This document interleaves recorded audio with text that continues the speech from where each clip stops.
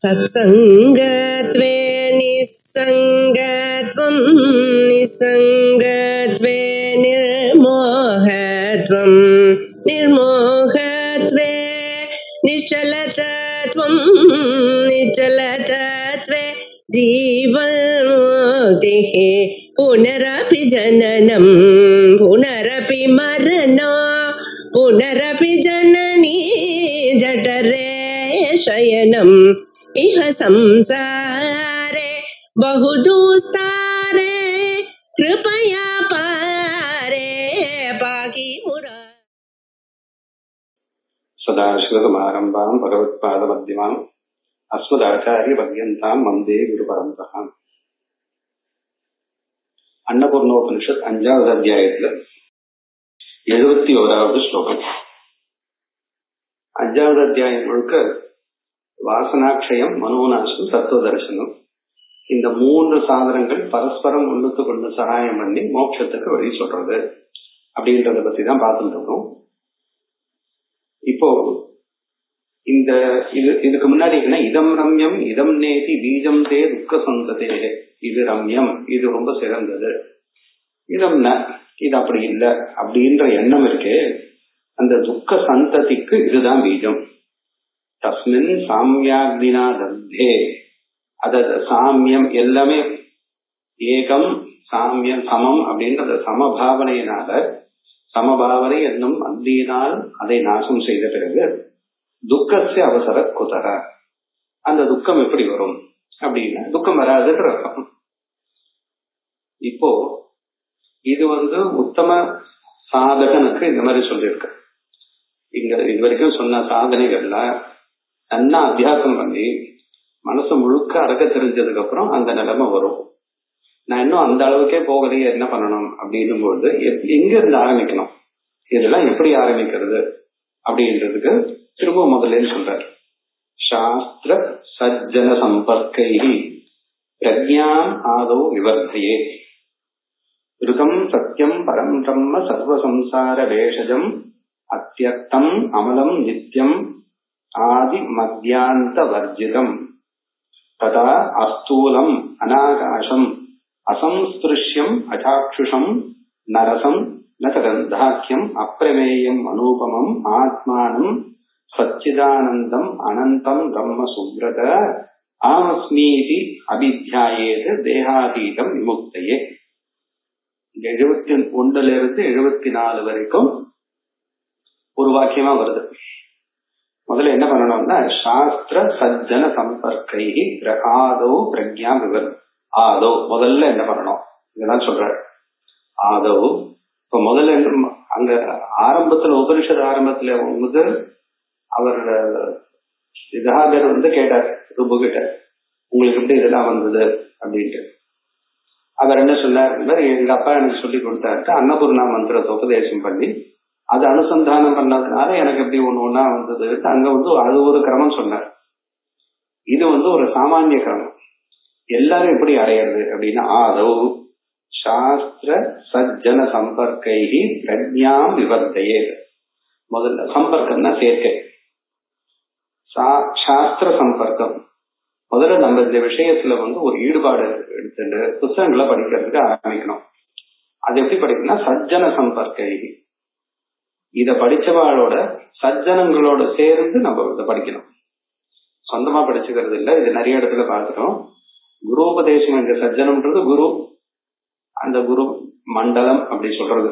மண்டலம்ல வித்வான்களோட சேர்ந்து படிக்க வேண்டியது.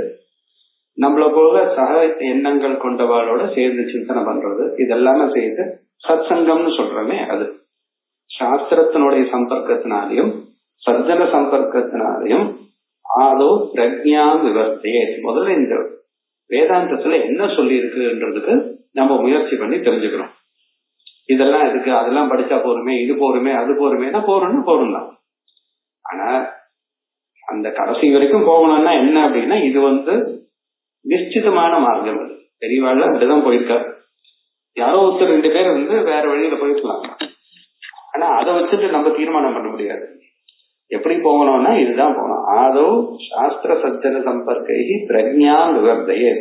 முதல்ல இந்த புஸ்தகங்கள்ல என்ன சொல்லி, இந்த சாஸ்திரத்துல என்ன சொல்லி இருக்குன்றத முழுக்க தெரிஞ்சுக்க முயற்சிக்கிறோம். அது என்ன சொல்லியிருக்கு? அந்த பிரம்மத்தினுடைய சுரூபத்தை சொல்ற. ரிதம் சத்தியம், ரிதம் கர்மபலம் பார்த்தோம். சத்தியம் பரம் பிரம்ம, சத்தியமாகவும் ரிதமாகவும் ரெண்டுமே கர்மபலம் தான். ஒண்ணு கர்மா இப்படி இருக்குன்னு தெரிஞ்சிருக்கிறது, அதுக்கப்புறம் கர்மாவுடைய பலன் இப்படி இருக்கிறது, கர்மா பலன் அனுபவிக்கிறது. ரிதம் சத்தியம், அது பரம் பிரம்ம, அதுதான் சர்வ சம்சார பேஷஜம். சர்வ சம்சாரத்துக்கு காரணமும் அதுதான். பேஷஜம், பேஷஜம்னா மருந்து. சம்சாரத்துக்கு காரணம் அந்த பிரம்மன் தான். எப்படி? அந்த பிரம்மத்தை அறியாத பொழுது அந்த பிரம்மமே சம்சாரத்துக்கு காரணமாகுது. அறிந்த மாத்திரத்தினால அந்த பிரம்மே சம்சாரத்தை போக்கடிக்கிறது. ஒரே பிரம்மன் தான். அதை தெரிஞ்சுக்கலன்னா சம்சாரத்தை கொடுக்கறது, தெரிஞ்சுட்டா நமக்கு மோட்சத்தை கொடுக்கறது. சர்வ சம்சார பேஷஜம். அத்தியர்த்தம் அமலம். அர்த்தம்னா பொருள், லோகத்துல இருக்க பொருள். அந்த பொருள்களை அதீத்திய வர்த்ததே. சாதாரணமா நம்ம பார்க்கக்கூடிய பொருள் எல்லாம் தாண்டி இருக்கு. அத்தியர்த்தம் அமலம் நித்தியம் ஸ்பஷ்டம். ஆதி மத்தியாந்த வர்ஜிதம். ஆதின ஆரம்பம் நடு முடி இப்படி எனக்கூடியதான அந்த பேதங்கள் இல்லாதது. ததா அவ்வாறே அஸ்தூலம். அது ஸ்தூலம்னு சொல்ல முடியாது. இது எப்படி ஒரு கண்ணுக்கு தெரிகிற அளவுக்கு ஸ்தூலமா இருக்கு, பெருசா இருக்குன்னு சொல்ல முடியாது. அனாகாசம் இவ்வளவு பெருசு இருக்குன்னு. அனாகாசம்னா எந்த ஒரு இடைவெளியும் இல்லாதது.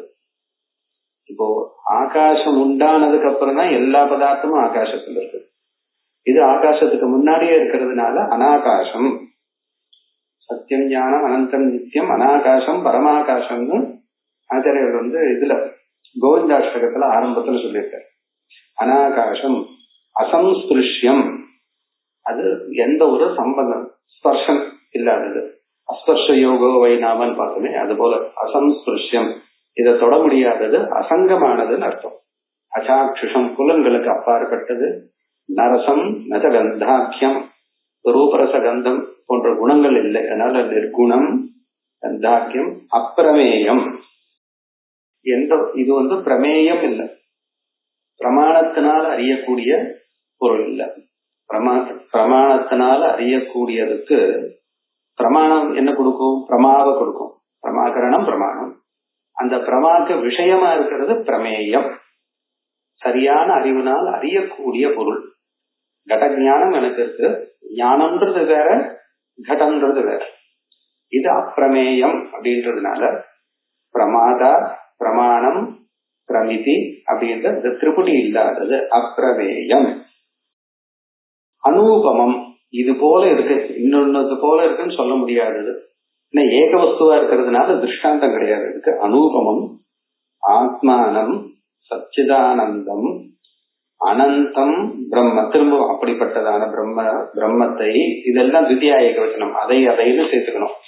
ஏ சுப்ரத, நல்ல விரதத்தை கை கொண்டவன் தன்னுடைய சிஷ்யன். என்ன நல்ல விரதம்? நான் இந்த ஆத்ம தத்துவத்தை அறிவேன் அப்படின்ற அந்த சங்கல்பம் தான் நல்ல விரதம். சுப்ரத அகமஸ்மீதி அபித்யாயே. இவ்வளவு நேரம் நான் இத ஒரு பரோட்சமா சொல்லிட்டு வந்தேன், வேற ஏதோ ஒரு பொருளை சொல்றா போல. இந்த ஆத்மா இந்த பிரம்மம் அப்படின்ட்டு நமக்கு அதுக்கு சம்பந்தம் இல்லாத நம்ம போய் அடையக்கூடிய பொருள் போல சொல்லிட்டு வந்தேன். அப்படி பார்க்க கூடாது. அந்த பிரம்மன் தான் அகமஸ்மி, அதுதான் நானாக இருக்கிறேன். இது அபித்யாயே என்று அறிந்து கொள்ள வேண்டும். இந்த தியானம்னா தியானம் மட்டும் இல்ல, கம்ய ஞானத்துக்கும் தியானம்னு இங்க சொல்ற. அபித்யாயேது தேகாதீதம். இது எப்படிப்பட்டது? தேகத்துக்கு அப்பாற்பட்டது. எதுக்காக அப்படி தெரிஞ்சுக்கணும்? விமுக்தையே, இது தெரிஞ்சுட்டா மட்டும்தான் முக்தி. சமாதி சம்வித் உற்பத்தி பரஜீவைகதாம் கதி நித்ய சர்வகதோ ஹியாத்மா கூட்டஸ்தோ தோஷவர்ஜித ஏகசன் வித்யதே கிராந்தியா மாயையான சுரூபதः தஸ்மாத் அத்வைத ஏவாஸ்தி ந பிரபஞ்சோத சம்ஸ்ருதி. பரஜீவைகதாம் பிரதி, பரம்னு நம்ம அதோனு பரமாத்மா அப்படின்னு சொல்றோம். ஜீவன்னா நான், என்னை போன்றவர்கள்லாம் நம்மளுக்கு இப்ப லோகத்துல அப்படி ஒரு அறிவு இருக்கு. இதற்கு ஏகதா, ஏகத்துவம். ஏகதானா ஏகத்துவம், ஒன்றாக இருக்கும் தன்மை ரெண்டும் ஒண்ணுதான் அப்படின்னு தெரிஞ்சுக்கிறது. பரஜீவ ஏகதாம் பிரதி சம்விதுத்பத்தி. இதுக்காக என்ன பண்ணணும்னா அந்த ஞானத்தை உண்டு பண்ணணும். ஞானத்தை உண்டு பண்ணணும்னா அஜ்ஞானத்தை போக்கடிக்கணும். சம்விதுத்பத்தி அது எப்படி வரும்னா சமாதி பவதின்னு சேர்த்துக்கலாம். இந்த பரனும் ஜீவனும் ஒண்ணு அப்படின்ற ஞானத்தை உண்டு பண்ணக்கூடியதுதான் நமக்கு. அந்த ஞானத்தை உண்டு பண்றதுதான் சமாதியாக வரும், இல்ல சமாதியினால் வரும். ரெண்டும். சமாதி சாதனமாகவும் வச்சுக்கலாம், சாத்தியமாகவும் வச்சுக்கலாம். இந்த ஞானத்தினால அந்த சமாதியில அப்படியே நிலைச்சு நிற்கிறது.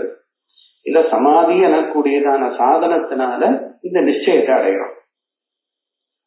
தியானம் பண்ணி பண்ணி சமாதியினால எனக்கு இந்த ஆத்ம தத்துவ நிச்சயம் வருதுன்னு சொல்லலாம். சமாதியினால் அப்படின்னு எடுத்துக்கலாம்.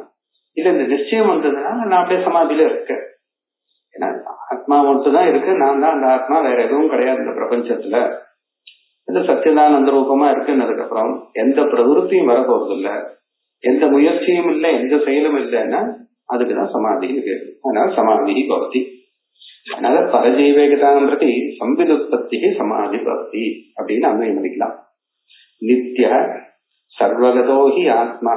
இது ஆத்மா எப்படி இருக்கு? நித்ய சர்வகத ஹி ஆத்மா கூட்டஸ்தக. கூட்டஸ்தகனா மாற்றம் இல்லாததுன்னு அர்த்தம். தோஷவர்ஜித ஸ்பஷ்டம். ஏகசன் ஒன்றாக இருந்து கொண்டே, ஏகசன் வித்யதே ஒன்றாக இருந்துட்டே வேற வேறையா காணப்படுறது. ஆத்மா ஒன்றாக இருந்து பலவாக பிரியவில்லை. அது எப்பவுமே ஒன்னாதான் இருக்க, ஒன்றாக இருந்துட்டே பலதா காணப்படுறது. ஏகசன் வித்யதே. எப்படி ஒன்னா இருந்துட்டு பலதா எப்படி பிரியறது அப்படின்னா பிராந்தியா. அது பிராந்தியினால பலதாக காணப்படுறது. பிராந்தி எனப்பா வந்தது? மாயையா, மாயினால வந்தது. சுரூபதகன்றது வித்யதேவோட சேர்த்துக்கணும். பிராந்தியா வித்யதே சுரூபதக வித்யதே. அது பிராந்தியினால நமக்கு ஒரு ஆத்மாவானது பரக ஜீவகன்னு வேற வேறையா தோன்றது. ஆனா சொரூபத்துல அது ஒண்ணுதான் இருக்கு. தஸ்மா அக்காரணத்தினால் அத்வைதையேவ அஸ்தி. அத்வைதம் ஒண்ணுதான் சத்தியம், அது ஒண்ணுதான் இருக்கு. ந பிரபஞ்ச ந சம்ஸ்கிருதி. இந்த பிரபஞ்சமும் இல்லை, இந்த சம்சாரமும் இல்லை அப்படின்றது நிச்சிதம். இதுதான் ஸ்ருதியினால நிச்சயமாக சொல்லப்பட்டது. அப்போ இதுக்கு மாறுதலாக இருக்கு. எதுக்கு திருப்பி திருப்பி சொன்னேன்? இந்த உபனிஷத் ஆரம்பத்திலே நித்திய வரைக்கும் ஒரு 20 தடவை நித்தியம்னு சொல்லியிருக்கார், 20 தடவை அனுபவமாகனு சொல்லியிருக்கார். எத்தனை இது சொன்ன விஷயம்? தோஷ வர்ஜித அமலக, இதெல்லாம் எத்தனை தடவை சொல்லியிருக்கோம்? சொன்னதே திருப்பி திருப்பி சொல்லணும் அப்படின்னா அப்படியே நம்ம மனசு அதை ஒத்துக்கல. சொன்னதை ஏன் ஒத்துக்கல? அது அப்படியே ஒத்துந்தோம்னா இதுக்கு விபரீதமான எல்லா பொருளையும் நம்ம மனசு தானே தள்ளிருக்கணும். நித்தியா ஆத்மா, ஆத்மா ஒருத்தர் தான் இருக்காரு, மீது எதுவுமே இல்லை, நான் தான் அந்த ஆத்மான்னு வந்ததுக்கு அப்புறம் அனாத்ம விஷயமான எண்ணம் மனசுல எது வந்தாலும் அதை பொருட்படுத்தாம விட தெரிஞ்சிருக்கணும். தெரியல. அதனால திரும்ப திரும்ப அபியாசம் பண்றதுக்காக உபனிஷத் எப்படி படிக்கணும்னு சொல்லி, வேதாந்த விசாரம் எப்படி பண்ணணும்னா ஆவருத்தின்னு சொல்லியிருக்கு. ஒரு தடவை இல்ல, பல தடவை. இதுக்கு என்ன திருஷ்டாந்தம் பெரியவா கொடுத்திருக்காங்க? எப்படி நெல்ல உரல்ல போட்டு அதை குத்தினா எதுக்காக குத்துறது? அரிசி வரதுக்காக குத்துறது. ஒருத்தர் போட்டு குத்திட்டே இருக்க, எவ்வளவு நேரம் குத்தணும் அப்படின்னா அரிசி வர வரைக்கும் குத்தணும். பால் அடுப்புல ஏற்றியாச்சு, எவ்வளவு நேரம் இருக்கணும்? அது எதுக்காக ஏற்றணுமோ அந்த காரியம் நடக்கிற வரைக்கும் அங்க இருக்கணும். அது பொங்குற வரைக்கும் பால் அந்த அடுப்புல இருக்கணும், அதுக்கப்புறம் எடுத்துடணும். அது போல வேதாந்த விசாரம் எது வரைக்கும் பண்ணணும்? ஞானம் வர வரைக்கும் பண்ணணும். ஏன்னா இது திருஷ்டத்திற்கு வருது. சில மந்திர ஜபங்கள்லாம் இருக்கு, அக்ஷர லட்சம் பண்ணணும். சில பேர் என்ன சொல்ற, அக்ஷர லட்சம்ன்றது சாமான்யமா சொல்லிருக்கு, கலியில 4 மடங்கு பண்ணணும் அப்படின்வா. அதுக்கப்புறம் ஒருத்தர் என்ன சொன்னார், இல்ல 4 மடங்கு பண்ணா போறாது, 1 லட்சம் எப்பவும் குருவுக்கு சமர்ப்பணம் பண்ணணும், 1 லட்சம் கூட பண்ணணும், இந்த மாதிரி எல்லாம் கணக்கு வச்சுட்டு பண்ணணும் அப்படின்னு. அதுக்கப்புறம் புரஸ்கரணம் பண்ணணும். அப்போ அந்த மந்திரம் சுத்திக்கும். ஏதோ ஒண்ணு அக்ஷர லட்சம் பண்றாரோ இல்ல 4 தடவை பண்றாலோ 5 தடவை பண்றாலோ ஒரு சங்கியை இத்தனை நாள் பண்ணணும்னு இருக்கு, இவ்வளவு தூரம் பண்ணணும். நீங்க பண்ணி முடிச்சாச்சுன்னா உங்களுக்கு அந்த பலன் வரும். உடனே வராது, மரணானந்தரம் வரும். நான் இதை பண்ணி முடிச்சுட்டேன், அதனால எனக்கு அடுத்த ஜென்மாலேயோ இல்ல மரணத்துக்கு அப்புறம் மேல் லோகத்துல எனக்கு நல்லது கிடைக்கும் அப்படின்னு ஒரு நம்பிக்கை. மோட்சத்துக்கு அப்படின்லாம் நம்ப முடியாது. ஏன்னா டயத்துல பாம்பு பார்த்துட்டு இருக்கான், பயந்துட்டு இருக்கான். நீ தியானம் பண்ணிட்டே இருக்க, நாளைக்குள்ள உனக்கு சரியாயிடும். இப்ப இங்கிருந்து தாண்டி போகணும். அதனால பிராந்தி இப்ப போகணும். சம்சார துக்கத்துல இருக்கும்போது அவனுக்கு இந்த பிராந்தி உடனடியா போகணும். அது போற வரைக்கும் இவனை அதை ஆவருத்தி பண்ணிட்டே இருக்கணும். எப்படி நெல்ல அரிசி வர வரைக்கும் குத்திண்டே இருக்கணுமோ அது போல விசாரணை பண்ணிட்டே இருக்கணும். நம்ம பண்ணுவோமோ மாற்றோமோன்றதுக்காக தான் உபனிஷதே ஒரே விஷயத்த பல தடவை சொல்றோம். ஏகஸ்தன் வித்யதே பிராந்தியா மாயையா ந ஸ்வரூபதः தஸ்மாத் அத்வைத ஏவாஸ்தி ந பிரபஞ்சோ ந சம்ஸ்ருதி யதாகாசோ கடாகாசः மகாகாச இதீரிதः ததா பிராந்தே விசா புரோக்தः ஹி ஆத்மா ஜீவேஸ்வராத்மனா யதா ஆகாசः. ஒரே ஒரு ஆகாசம் தான் இருக்கு. ஆகாசம் ஆகாசம்னா திரும்பவும் சொல்றேன், அது ஸ்கைன்னு டிரான்ஸ்லேட் பண்ணக்கூடாது. வானம்னு அது இல்ல, ஒரு இடைவெளி. எல்லா இடத்துலயும் எல்லாம் இருக்கு. யதா ஆகாச கடாகாச மகாகாச இது இருக்க. குடத்துக்குள்ள ஒரு இடைவெளி இருக்கு, மகாகாசம் வெளியில இருக்கு. ரெண்டும் ஒன்னா வேறையா? ஒன்னாதான் இருக்க முடியும். ஏன்னா ஆகாசத்துல குடம் உண்டாயிருக்கு, அதுக்குள்ள இருக்கிற இடத்துக்கு கடாகாசம்னு நம்ம பேர் வச்சோம். ஏன் கடாகாசம்னு பேர் வச்சோம்னா அந்த கடாகாசத்துக்கு ஒரு அளவு இருக்கு. இது 1 லிட்டர் கொள்ளும், 2 லிட்டர் கொள்ளும் அப்படின்ற ஒரு அளவு இருக்கு. நம்ம குடம் 1 லிட்டர், இந்த பாத்திரம் இது 1 லிட்டர் 2 லிட்டர்னு சொன்னோம்னா பாத்திரத்துக்கு இல்ல, பாத்திரம் எந்த அளவு ஆகாசத்தை தன்னுள்ள அடக்கி வச்சுருக்கிறதுக்கு தான் நம்ம இடம் சொல்றோம். ஏன்னா அந்த பரிமாணத்துக்குள்ள உண்டானதான பொருளை அதுக்குள்ள போட்டு வச்சுக்கலாம்.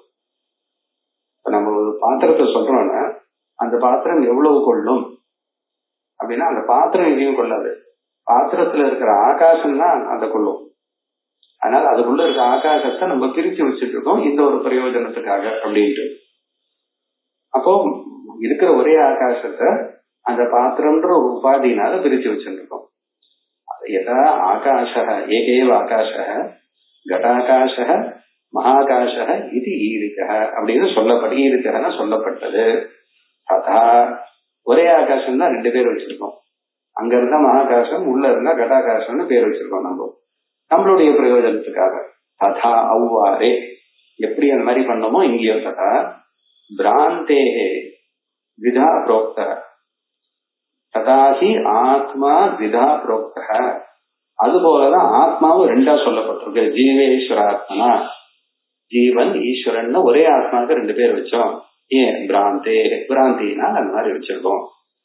எதா மனசு சைதன்யம் பாதி சர்வத்ரகம் சதா யோகினோ வியவதானேன ததா சம்பத்யதே ஸ்வயம். யதா மனசி சைதன்யம் பாதி சர்வத்ரகம் சதா, யதா சதா மனசி சைதன்யம் சர்வத்ரகம் பாதி. சர்வத்ரகம் எங்கும் வியாபித்ததான சைதன்யம், எங்கும் இருக்கக்கூடியதான சைதன்யம் மனசுல தோணிச்சுனா மனசுக்கு அதை கிரகிக்கக்கூடியதான சாமர்த்தியம் இல்லை சாதாரணமா. ஆனா இந்த சாஸ்திராச்சாரிய உபதேசம் சம்ஸ்கிருதம் மனன்னு பட்டோபனிஷத் பாஷ்யத்துல சொல்றாரு. அந்த மனசுக்கு அந்த சம்ஸ்காரத்தை உண்டு பண்ணிட்டோம்னா அப்ப அப்படிப்பட்டதான சைத்தன்யத்தை கிரகிக்குமா. கிரகிச்சதுக்கு அப்புறம் மனசுக்கு மனசாக இருக்கும் தன்மை போயிடும். அப்படின்னா அதுக்கு மேல சுயமா பழைய வாசனையினால எந்த எண்ணத்தையும் எண்ணாது. எதா மனசு சைத்தன்யம் பாதி சர்வத்ரகம் சதா.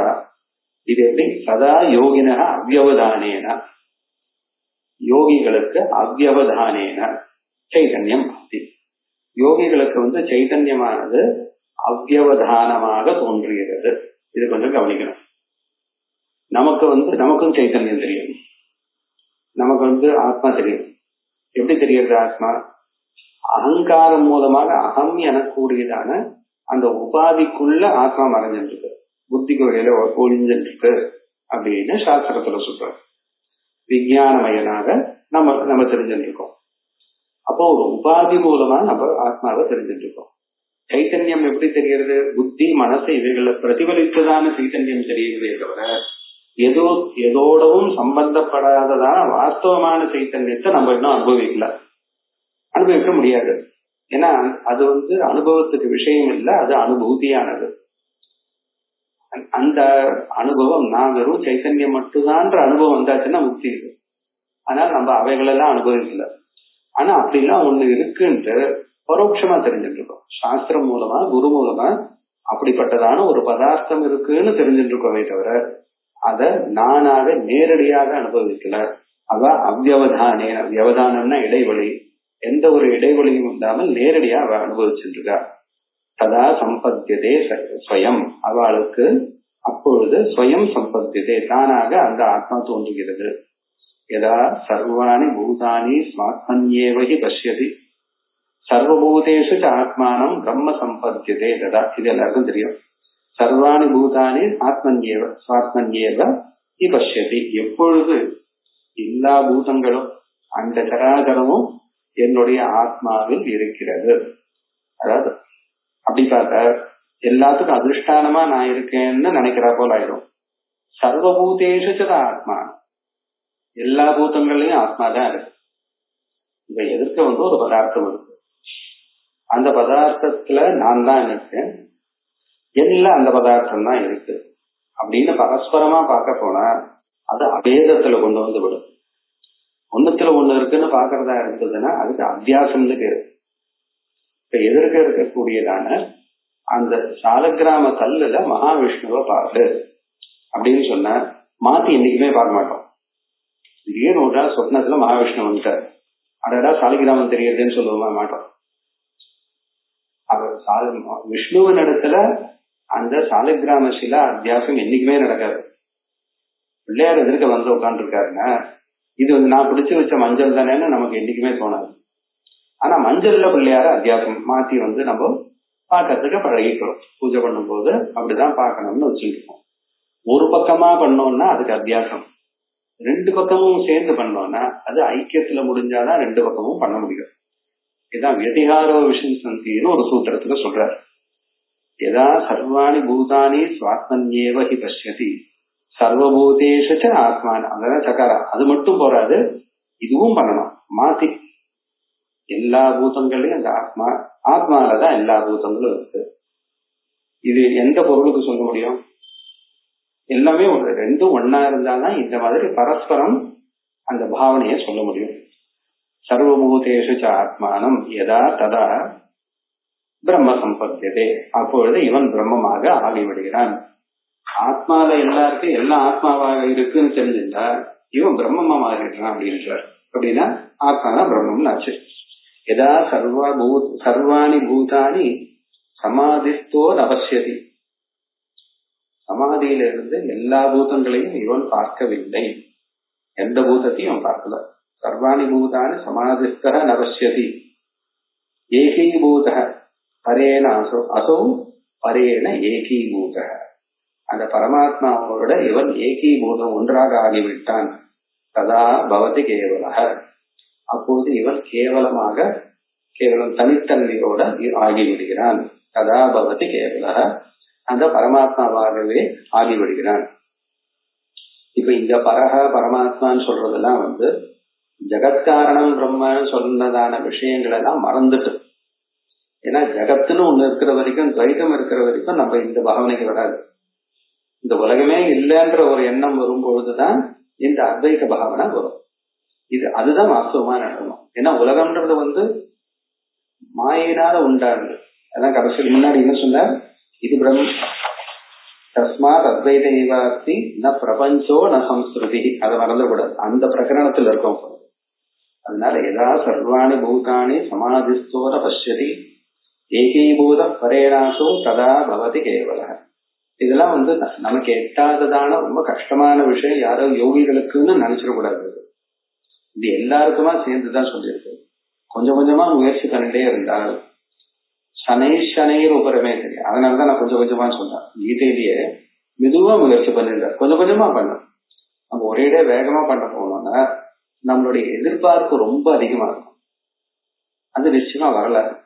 அது வராதனால நமக்கு கோபம் இது நமக்கு இல்லை அப்படின்னு விட்டுருவோம். அதனால என்ன சொல்றாரு, நீ கொஞ்சம் முயற்சி பண்ண, போன மாசத்தை விட இந்த மாசம் நான் பரவாயில்லையா, நேற்றை விட இன்னைக்கு பரவாயில்லையா, என்னால கொஞ்ச நேரம் உட்கார முடியாது, ஈஷாவாசியத்தை விட கேனோபனிஷத் பரவாயில்ல, கேனத்தை விட கட்டோபனிஷத் பரவாயில்ல. இந்த மாதிரி கொஞ்சம் கொஞ்சமா நம்ம முயற்சி பண்ணோம். ஏகீபூத பரேனாசோ கதா பவதி கேவத. இப்போ இங்க ஒரு புது விஷயம் இல்ல, ஒரு இதுவரைக்கும் சாதாரண பிரகரணங்கள்ல தெரியாததான ஒரு விஷயம் இதுல சொல்ல போறாரு. நீங்க இதுக்கு சப்த பூமிக்கான பேரு, பூமிக்கான நிலை, ஞானத்தினுடைய 7 நிலை சொல்ல போறாரு. இது யோக வாசிஷ்டத்துல ஒரு மாதிரி சொல்லியிருக்கு. இங்க சொல்ற உபனிஷத்துல இந்த இடத்துலதான் இந்த அளவுக்கு விஸ்தாரமா இருக்கு.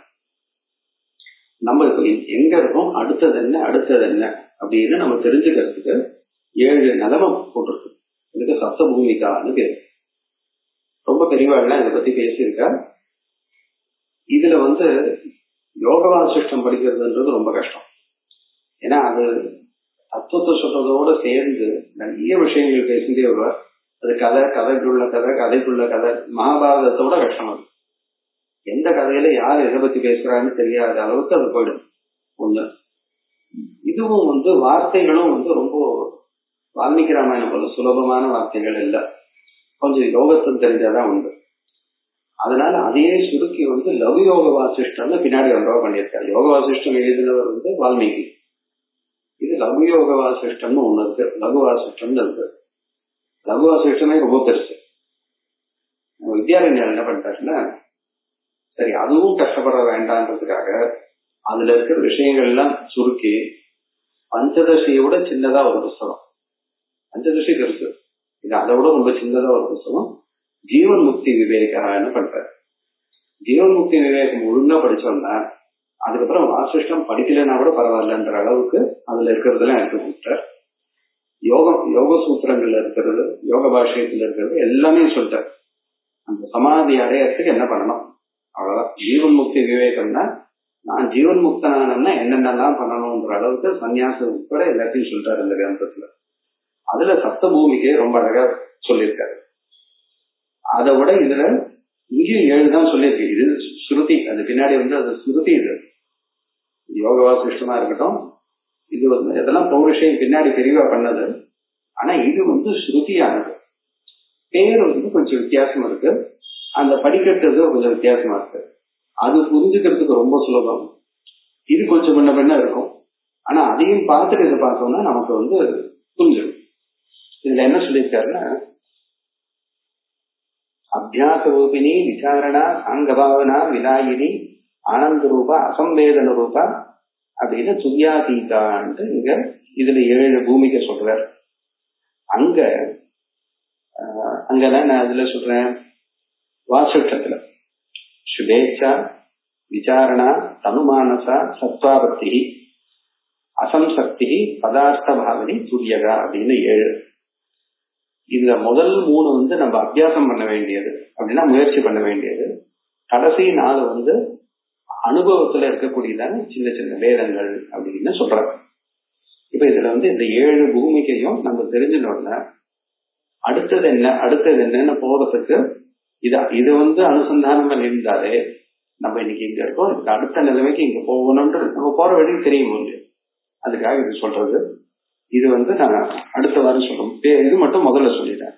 சாஸ்திர சஜ்ஜன சம்பர்க்க வைராகியாபியாச ரூபிணி பிரதமா பூமிகா ஏஷா உக்தா முமுட்சுத்துவ பிரதாயினி.